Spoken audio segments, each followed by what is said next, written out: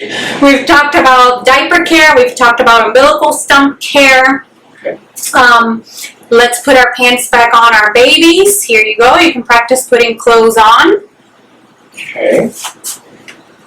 So I'll put it on the baby girl. So some other important things to know for babies is that babies sleep a lot and they eat a lot. It's the life. But with the feedings, so that's going to be our next where we're going to move on is feedings. It's very important for babies. Oh, I think we flipped the pants. That's okay. It's very important for babies to feed regularly. So how frequently do you think that babies feed? If it's anything like me, it would be maybe 7 or 8 times a day. So frequency though, in terms of how many hours apart? Oh, got it. So I would say I do 7 or 8 times a day, maybe like 1 to 2 hours between each. So, He does actually eat that much. Okay. I'm just evaluating myself as a giant baby. So is that about right? Babies are not little people. Babies are completely different worlds, but babies do eat a lot. Okay. So typically it can vary based on if they're breastfeeding or if they're formula feeding. We have a little bottle here just to practice. Here you go. Okay. The babies will feed every 2 to 3 hours generally. They may have cluster feeds where they're feeding every hour, which may seem like they're feeding a lot, but that is completely normal during those first few weeks of life for babies to be wanting to eat a lot.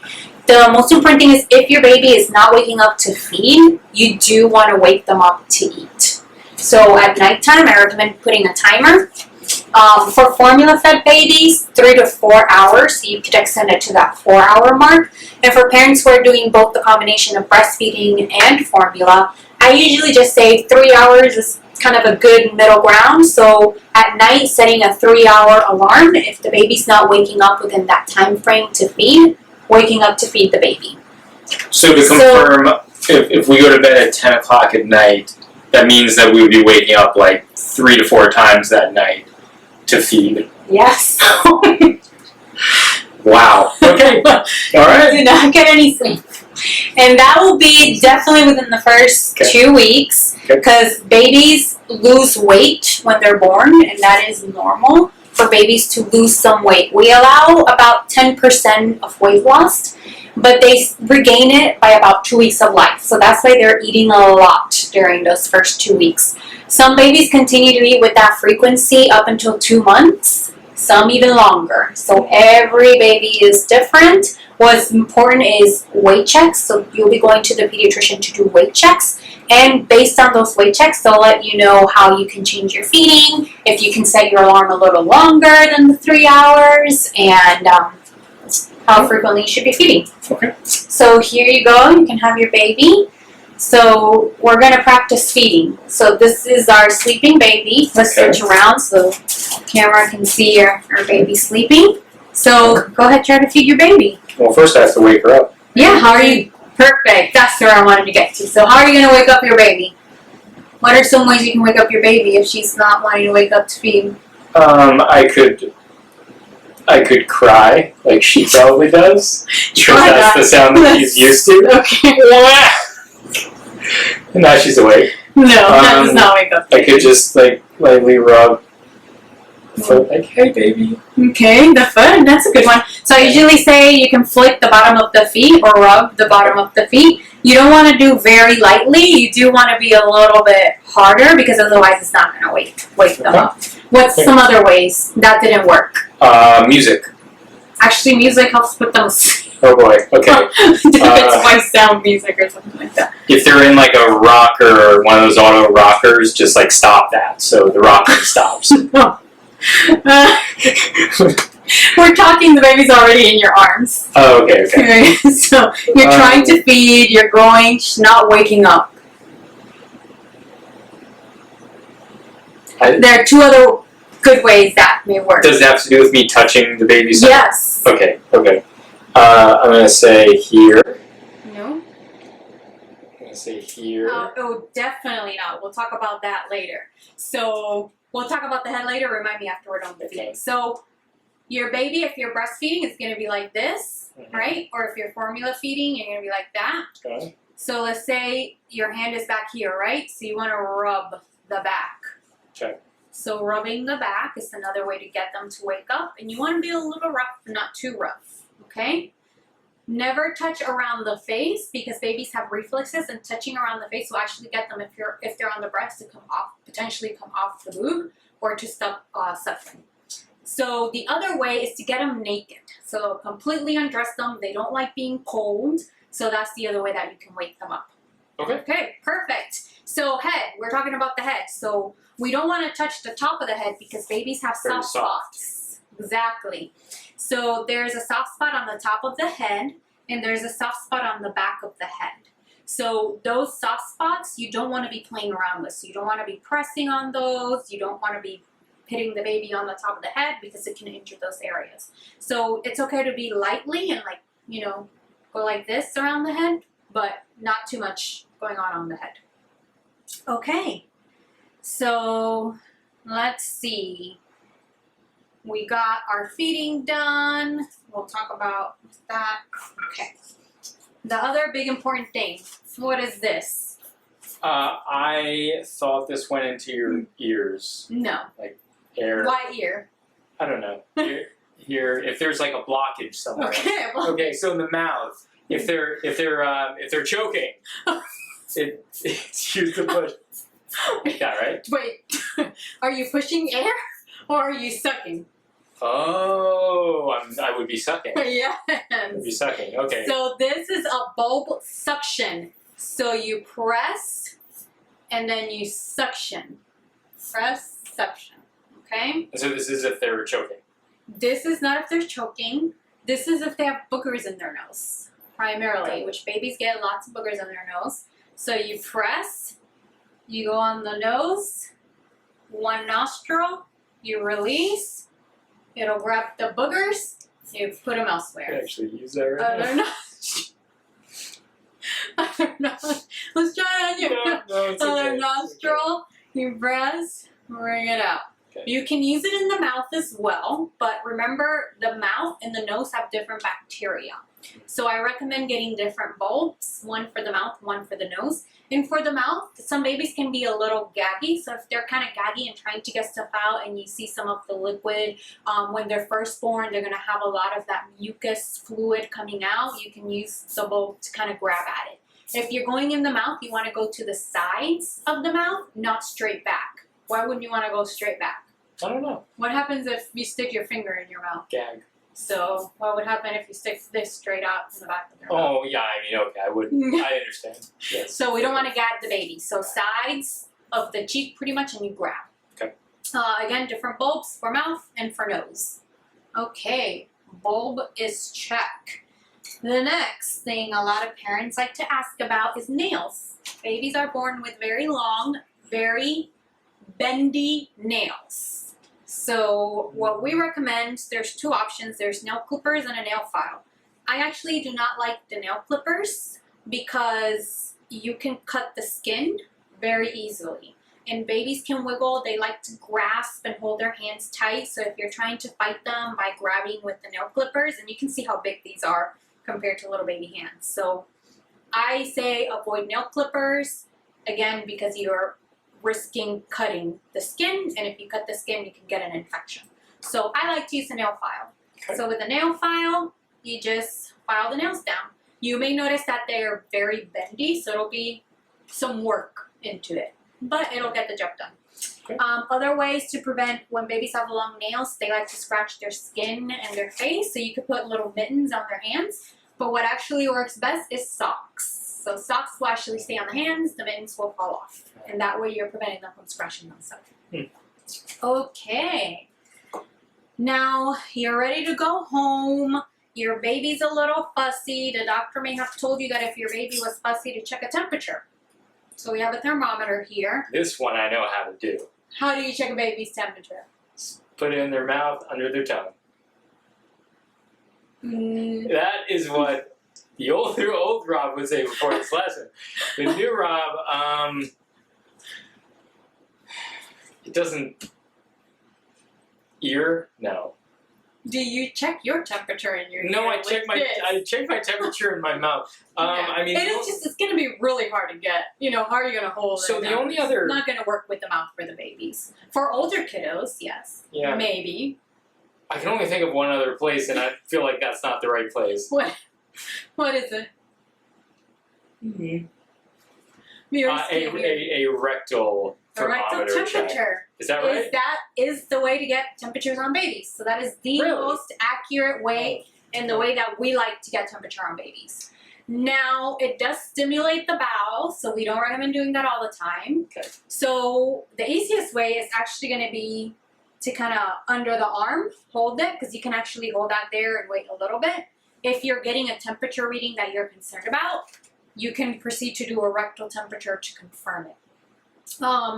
Or if you don't want to do any rectal temperatures, but you're concerned that you may have a fever or a low temperature, calling your pediatrician, taking them to the pediatrician, and they'll usually do a rectal temperature there.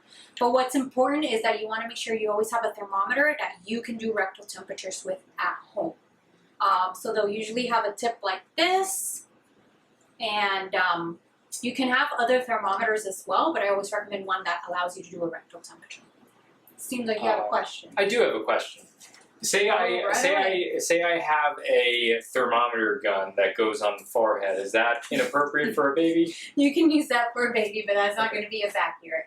So babies, rectal temperature. Okay. But you can do that. And again, if you don't want to do the rectal, take them to the pediatrician if there's concerns. And don't do it all the time. Only if there is a temperature when you're checking under the arm or with your. What would be an appropriate time to take a temperature? So an appropriate time, that's a great question. Appropriate time to take a temperature would be if your baby's really fussy.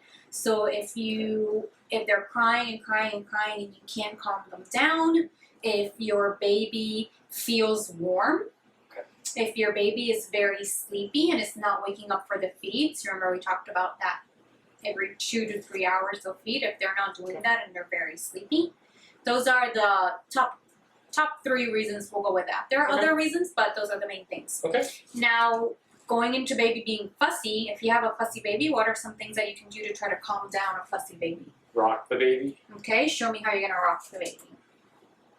Rock the baby. Okay. How about shaking the baby? No. Are you crazy? Good job. Why are you not going to shake the baby? Babies should not be shook. I know that. I know that. Do you know why?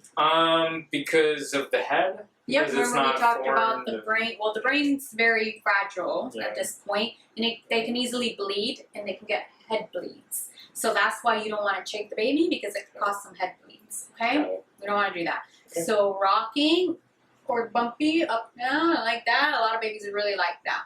Okay. And another good way is a swaddle. So do you know what a swaddle is?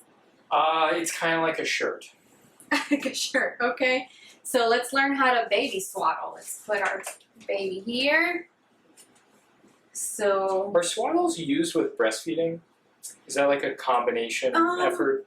You can have a baby in a swaddle. Usually if you're breastfeeding, it's best for them to be naked though. Okay, got it. I feel like I've seen swaddles with breastfeeding. Okay. Like a specific one? I don't know. Well, the moms have the ones that they put over. Yeah, that's what I'm thinking of. Yeah, like if they're in a public area, you can have one over. But that's a swaddle. Let's see. Well, it's not swaddling the baby. It's like a cover-up. Okay, so we are going to do our swaddle. Let's make sure this camera is working. Okay, perfect. So we're going to learn how to do our swaddle. There are many ways to do a swaddle. We're just going to go over 2 today. Okay. So you have the baby. I like to put the blanket in a square shape for the first one. You put the baby's head on the very top. You bring one side over the arm and under so that you're wrapping the arm. This is an example. Okay. And then once you wrap the arm, then you bring it over the body and under the butt. Same thing with the other side. You bring it over, lift the arm, put it under the arm as such, and then you bring it over and over the butt. That's going to leave a nice long, and then you bring that over the top, and you go under and under And you got a cute little baby swaddle. Oh, I was thinking of something completely different. Yeah. I thought it was somehow like connected to me and connected. No. I thought that's what a swaddle was. A swaddle Yeah. is the key to get a baby to calm down. Okay. They like it nice and tight and snuggly. If you can't do it with a blanket, they have swaddles that you just kind of like Velcro. that Velcro in, and they work great too. Got it. So that is one way to do a swaddle. Let's do our other way to do a swaddle. Feels like those YouTube tutorials that tell you how to fold a fitted sheet. It's like, Okay, the other way is instead of the square shape, you do kind of like a, what is this? Diamondish shape.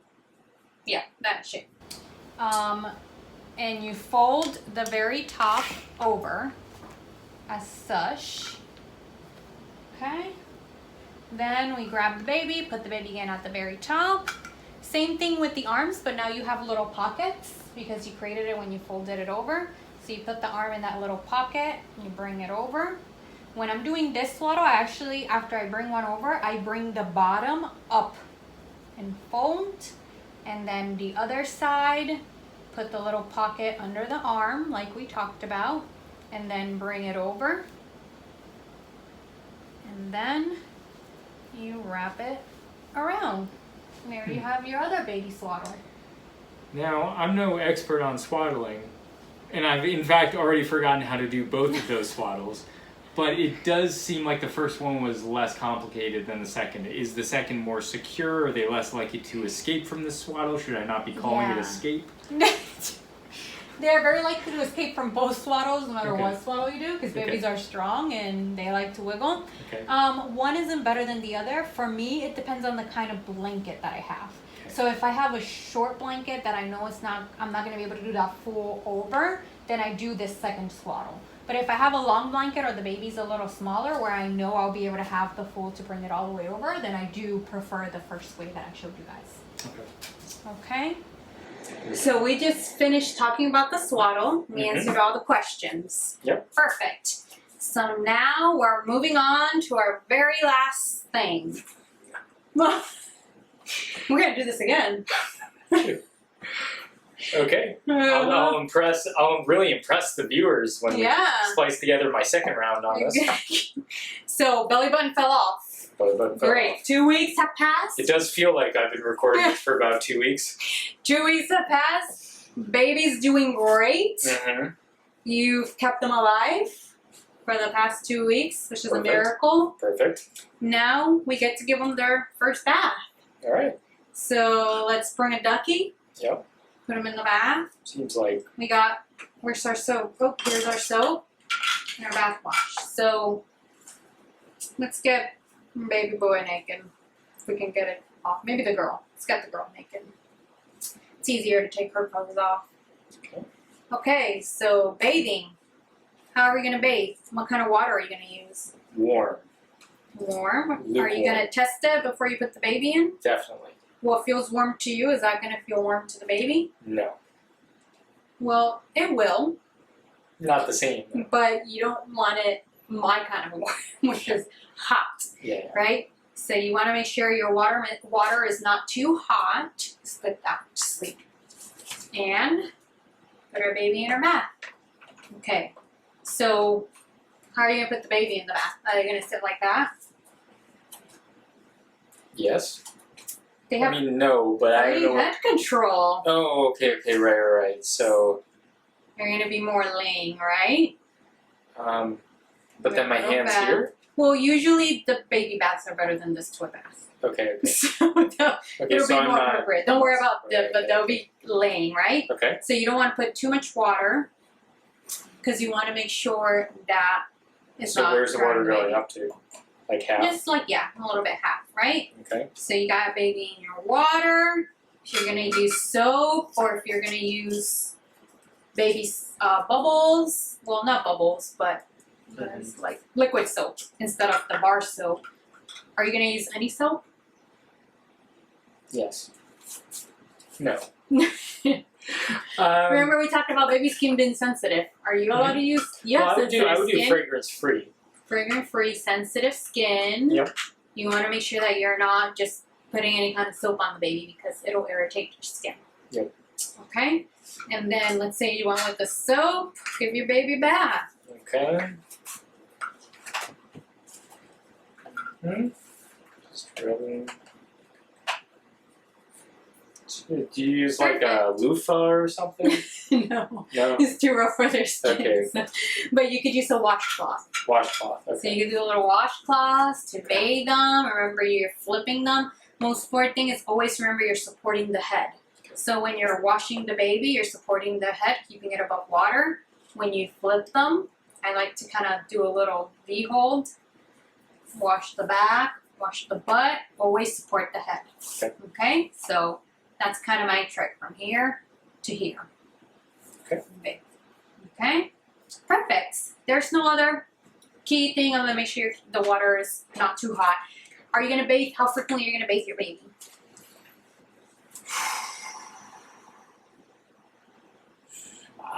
Once every few days.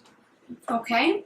Not every day. That's the key. So babies don't need to be bathed every day. Usually once a week is what I recommend because again, remember their skins are very sensitive. They're not going out anywhere. They're not getting dirty. As long as you're changing the diaper area and cleaning the diaper area, that's what's most important. Some parents do every other day. Some parents do every 3 days. So it can really vary. I just say monitor your baby's skin. If your baby's getting really dry, that means you're bathing too much. And then after you're done with the bath, are you going to put anything on the baby's skin? Powder, baby powder. Is that what that's for? You know, my mom did put baby powder on me. You know, you don't have to put baby powder on. Okay. It actually, I don't like baby powder in the diaper area because it can cause yeast if it intermixes with the water. So you want to make sure your baby's very dry first. You dry your baby, and then you can put baby lotion or you can put baby oil. I prefer baby oil over lotion because the lotion just has a lot more water so it can dry up their skin as well. And you can put a little nice baby smells, but babies already smell great. So the less you put, the better. Because remember, you don't want to be using a lot of irritants because it can also irritate their sinuses and their smell. So the less, the better. Do you, when you're drying the baby, going back to that, are you like patting or are you rubbing like this or just like patting with the towel? You can do either or. Really? You can rub. Because I thought their skin would be too sensitive. Well, you're to, not like- going to be like scratch, rub. Right, but like when I get out of the shower, like I'm just like taking the towel and going like this, you know, but that's too much, right? But just do the same, but less pressure. Okay. Okay. Okay. Well, that concludes everything that we have for newborn care today. I hope this video is helpful, that you had some fun with it. Do you have any other questions about caring for baby? Oh, I have lots of questions. Oh, go but ahead. none that are that I'm ready to. No, I'm good. I understand everything. I understand. You gotta help our viewers. No.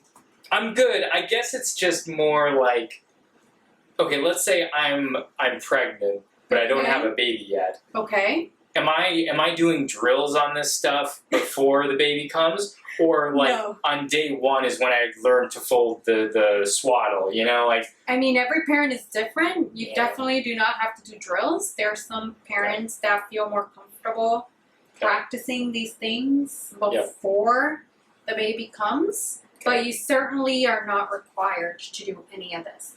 Other than watch this video. Good. Then you'll have some good info to go off of when your baby's here. okay. Even if you're practicing before, everything is completely different when the baby is actually there. Yeah. So it's usually best to just wait for the baby to be born. Okay. What else? I think that's it. That's it. Okay. I'm curious to hear what our viewers have questions about. Yeah. Yeah. Well, we got our babies all dressed up. They're bathed, and they are well taken care of. So thank you for joining us today. It won't stay up. There you go.